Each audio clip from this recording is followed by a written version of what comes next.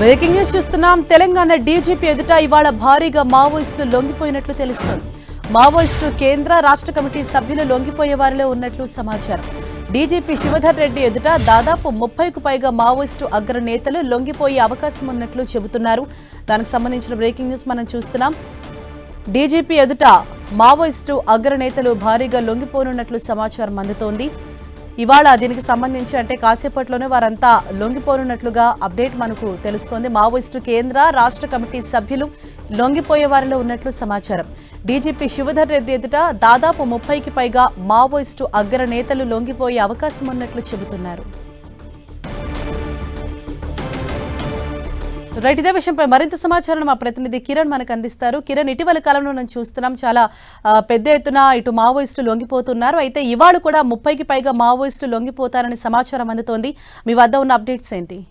హరీష, మరొకసారి మావోయిస్టులకు భారీ ఎదురు దెబ్బ తగిలినట్టుగా మనం చెప్పాల్సి ఉంటుంది. ఎందుకంటే ఇప్పటికే దండకారణ్యంలో నిర్బంధం పెరిగిపోవడంతో ఒక్కొక్కరుగా లొంగుబాటుకు అవుతున్నట్లుగా మనం చెప్పాల్సి. ఇటీవల కాలంలో పెద్ద మొత్తంలో ఇప్పటికే లొంగుబాటుకు గురైన సంబంధించిన నేతలు చూస్తుంటాం. కానీ తాజాగా ఇడ్మా ఇటు ఎన్కౌంటర్ తర్వాత కూడా ఇటు మావోయిస్ట్ పార్టీకి సంబంధించి కూడా చాలామంది లొంగిపోయేందుకు సిద్ధంగా ఉన్న సంకేతాలు వస్తున్నట్టుగా చెప్పాల్సి. తాజాగా తెలంగాణ డీజీపీ శివధర్ రెడ్డి ఎదుట 30 మందికి పైగా మావోయిస్టు సంబంధించిన అగ్రనేతలు లొంగిపోయారన్నట్టుగా మనం చెప్పాల్సి ఉంటుంది. దీనికి సంబంధించి అధికారికంగా మధ్యాహ్నం 3 గంటలకి ఈ మావోయిస్టుల లొంగుబాటుకు సంబంధించి కూడా పూర్తి సమాచారాన్ని మీడియాకి వెల్లడించబోతున్నారు. ఇక మనకు అందుతున్న సమాచారం ప్రకారం అయితే ఆజాద్తో పాటు అప్పాజీ నారాయణతో పాటు ఎర్రాజీలకు సంబంధించి కొంతమంది కీలక వ్యక్తులు ఉన్నారు. వీరితో పాటు వీరికి సంబంధించిన సభ్యులు కూడా ఈరోజు డీజీపీ ఎదుట లొంగిపోయినట్టుగా చెప్పొచ్చు. ఇప్పటికే వీరు గడిచిన 15 రోజుల క్రితమే తెలంగాణ డీజీపీ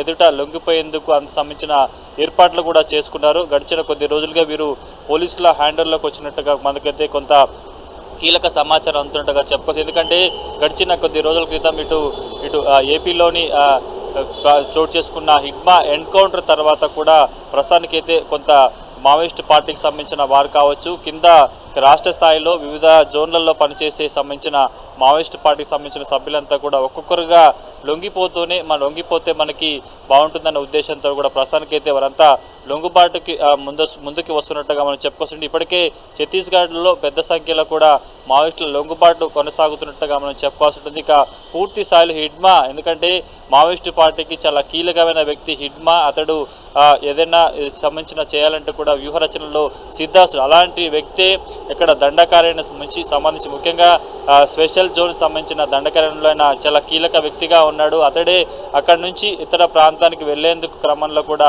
ఇటు పోలీసులు మరణమిల్లి వద్ద ఏపీకి సంబంధించిన పోలీసులు పక్కా సమాచారంతో కూడా అతన్ని ఎన్కౌంటర్ చేసిన నేపథ్యంలో పూర్తి స్థాయిలో మిగతా సంబంధించిన వివిధ క్యాడర్లో పనిచేస్తున్న మావోయిస్టులంతా కూడా ఒక్కొక్కరుగా లొంగుబాటే శరణ్యమన్నట్టుగా భావిస్తున్నట్టుగా మనం అయితే చెప్పాల్సి ఉంటుంది. హరీష, కిరణ్, అంటే ఇవాళ లొంగిపోతున్న వారిలో మావోయిస్టు కీలక నేతలు అగ్రనేతలు ఎవరైనా ఉన్నారా? ఎంతమంది ఉన్నారు?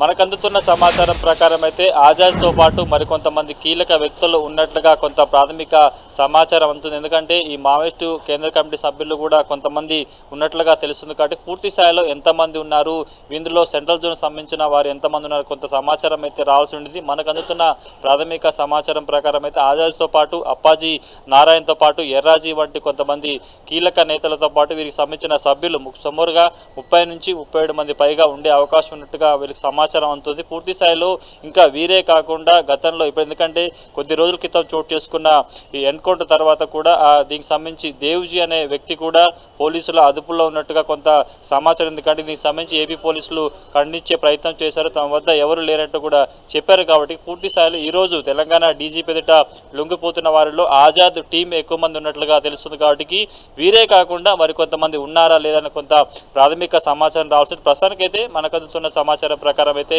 30 నుంచి 37 మంది మావోయిస్టులు, అందులో రాష్ట్ర సభతో పాటు కేంద్ర కమిటీ సంబంధించిన పలువురు కీలక వ్యక్తులు కూడా ఉన్నట్లుగా మనకైతే సమాచారం అందుతుంది. Harisha, thank you Kiran.